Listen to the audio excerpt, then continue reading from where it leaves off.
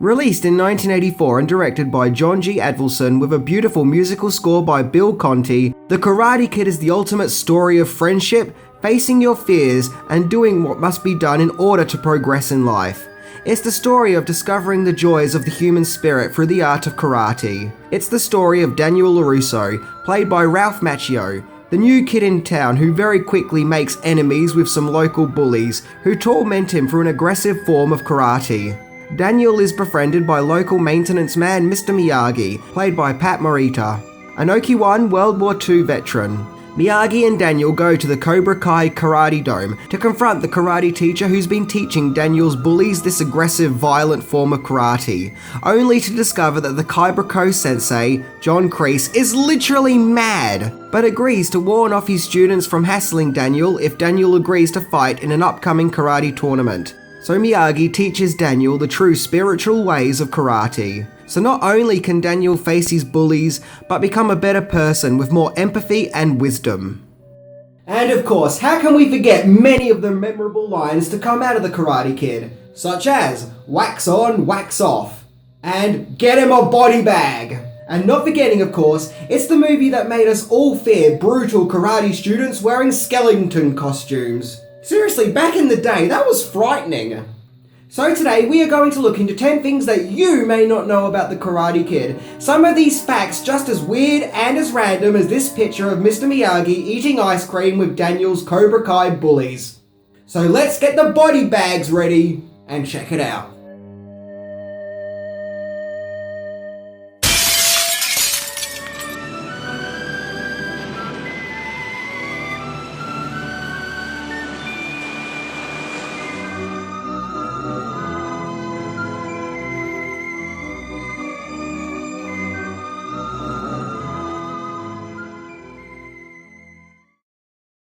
Wax on, right hand.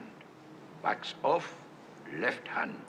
Wax on, wax off. Number 10. Character name changes.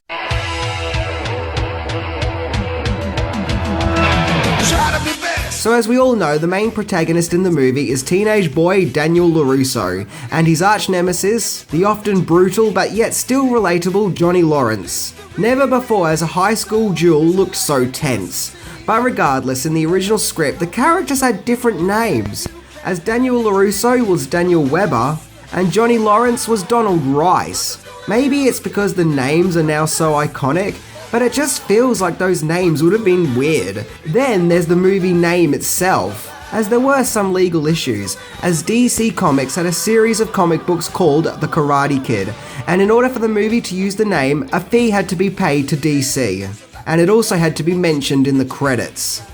And I got to admit that when I first saw these comic books, I was like, wow, they made a comic book series of the Karate Kid. But I very quickly learned that that wasn't the case. Number 9. You're the best for Rocky.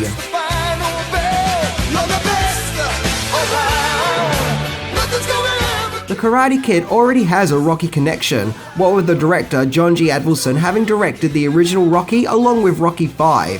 But there is also another interesting fact that ties the two franchises together. The famous montage song You're the Best Around, which was written by Bill Conti and sung by Joe Esposito, was originally written for Rocky III. However, the Rocky production decided to go with Eye of the Tiger instead, and supposedly You're the Best Around was even offered to be used in Flashdance, but the movie's production went with She's a Maniac instead. So, the most famous song in The Karate Kid was only used because no one wanted it.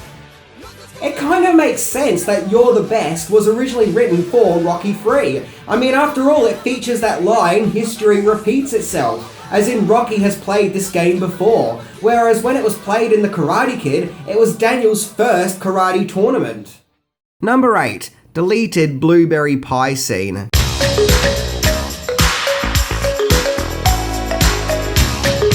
As with most movies I talk about, The Karate Kid had its fair share of deleted scenes, but there is one in particular that really stands out to me, involving Daniel and Johnny fighting each other via blueberry pie, and I'm not kidding. In the original cut of the movie, not only did Johnny torment Daniel with skeleton costumes, but also via pie as well. The scene takes place in the school cafeteria, where Daniel buys Ali lunch, and just before Daniel sat down, Johnny placed a blueberry pie on his chair. So feeling humiliated, what with having pie smeared all over his bum, Daniel then starts rubbing the leftover pieces of the pie on Johnny's shirt. I would honestly love to see this scene, because it sounds more comical than it does tense. And I just love the idea of Daniel and Johnny using blueberry pie to do battle with each other. But no one is asking the big question here. What did the pie do wrong to deserve all this? Number 7, animated series.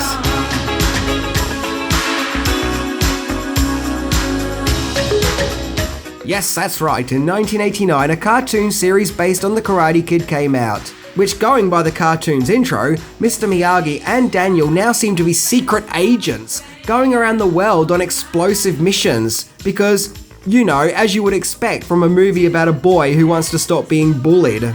The premise is simple. Some magical ornament has been stolen, so Daniel and Miyagi and whoever the hell this is, go on death-defying missions to try and get the artifact back. And along the way they must take on cheetah gods and torpedo-shooting submarines. Seriously though, how did we go from taking on bullies to taking on cheetah gods and torpedoes? But it's okay guys, as Daniel is so badass, he literally rides the torpedo like a surfboard. That's pretty hardcore. Yeah, this cartoon really deviates from the movie and tries to turn the Karate Kid into something it isn't. A fantasy Indiana Jones style adventure with plenty of magic and supernatural goings on. And maybe that's why the show never really caught on. But oddly, I still have a nostalgic love for the show. Number 6, video game.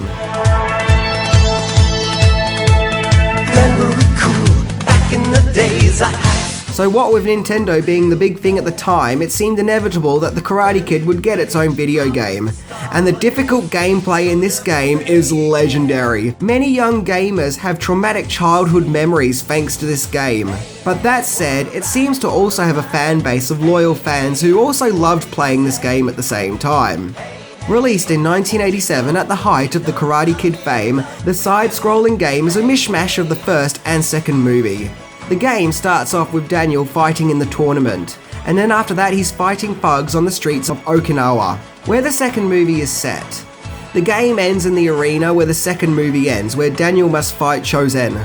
It sounds fun and simple enough, but ask anyone who played this game at the time and you'll learn there is nothing simple about it. Number 5, Pat Morita nearly wasn't in the film.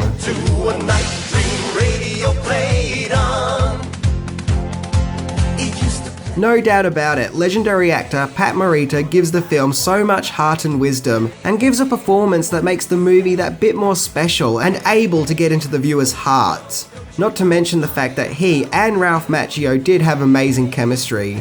You felt the fatherly mentor and student relationship between them. However, Pat very easily may not have been in the movie to give his wonderful performance, as the movie's producers were worried about the actor's ties to comedy at the time, as he was mostly known for his comedic role as a restaurant owner in Happy Days. So I guess it was felt that that would distract from people taking his character seriously. However, Pat did his screen test and completely won everyone over, and he was wisely cast in the role, which earned him an Academy Award nomination. Number 4, there was an action figurine lineup, and the commercial was weird.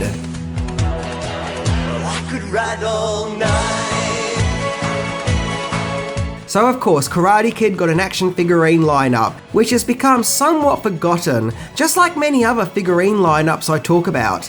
And I don't know why, the detail and presentation was actually pretty impressive, and each character looked like their human counterparts. And each figurine could perform some kind of karate move. But what really gets me about these toys is the commercials. Just look at these kids' faces. They really want to know how this all ends out. Never before have I seen such intensity over watching someone else play with action figures. You can just feel the tension in this room. No one is getting out alive until we see how these kids' figurine tournament ends. It's almost as intense as the movie. So, why did these toys not catch on? Well, my guess is it was because it came out at a time when kids mainly wanted to play with Transformers, He-Man, and Ghostbusters figures. I guess there wasn't enough room for socially awkward teenage boys and their elderly mentors. Number 3. Sequels, reboots, and TV shows.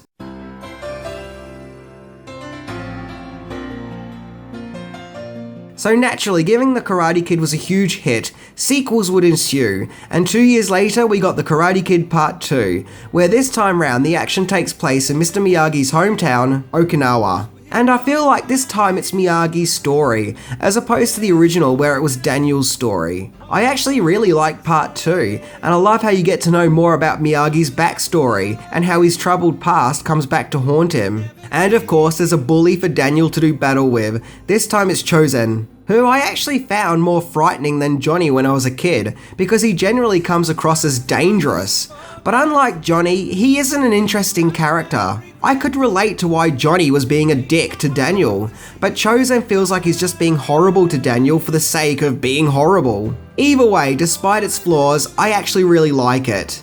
Then there was The Karate Kid 3, and when I was a kid, this is where I started to lose interest. Released in 1989, now the story focuses on the John Kreese character, getting revenge on Daniel and Miyagi, and he does so with the help of Cobra Kai owner Terry Silver, who is honestly so over the top, it's hilarious. He's like an evil, maniacal supervillain, as he and Kreese try to destroy the now slightly more chubby Daniel. Hey, I can't talk. Also, the love interest this time round is pretty boring and pointless and doesn't really go anywhere. Then jump to 1994 and there was something of a spin-off sequel in the form of the next Karate Kid, where Miyagi is now training Julie, played by Hilary Swank. I like the idea of Miyagi teaching a new student, and it being a rebellious teen as opposed to Daniel, who was more of a victim. But the movie just wasn't written well at all, and although it can be enjoyable, it's a mess. Then jump to 2010 and The Karate Kid got a remake starring Jaden Smith before he started to write weird stuff on social media as the kid being bullied, with Jackie Chan, who is now the mentor. The characters have different names, but it's a beat-by-beat remake of the 1984 original. It's very well made with some gorgeous cinematography, what with it being filmed in China, but overall kind of pointless. And now there is a new TV series out called Cobra Kai, which is a sequel to the original movie, which now follows the exploits of Johnny as he re-establishes the Cobra Kai Don. And even Ralph Macchio returns as Daniel. And I love the idea of returning to the same universe as the original 3 movies. I guess time will tell to see how this one turns out. Number 2. Improvisation of the body bag.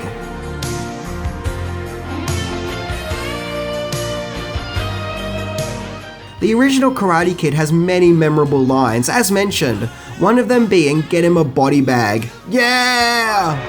Get him a body bag! Yeah! Alright.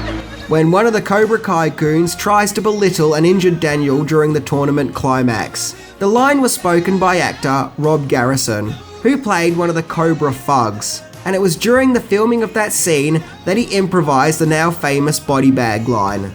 The taunt just comes across as so natural and shows the cruel and obnoxious nature of Cobra Kai, so it was a good choice to leave it in. There are actually a lot of aspects of the Karate Kid that were happy accidents that just so happened to work really, really well. Namely the song "You're the Best Around," the casting of Pat Morita, and now the body bag line. Number 1. Casting possibilities.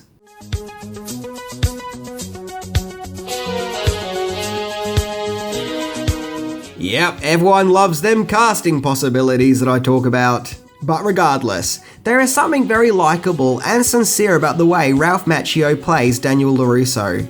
Despite the fact that the character isn't perfect and can even be unlikable at times, Macchio still gives the character lots of heart and depth, which is what makes us root for his character. However, Macchio wasn't the original choice for the character. Before he landed the role, both Charlie Sheen and Sean Penn were offered the part of Daniel, but both turned it down. Seeing one of them in the part just would have felt weird. I can't really see either of them as being victims of bullying and teenage angst. But thankfully Macchio fit the bill perfectly. Incidentally, after The Karate Kid, Macchio was then offered the role of Marty McFly for Back to the Future, but he turned it down. So that was my countdown of The Karate Kid. I hope you all enjoyed it and maybe got a chuckle and maybe even learnt something new. Anyway, I'm Minty, and how else can I end a video about The Karate Kid without saying wax on, wax off?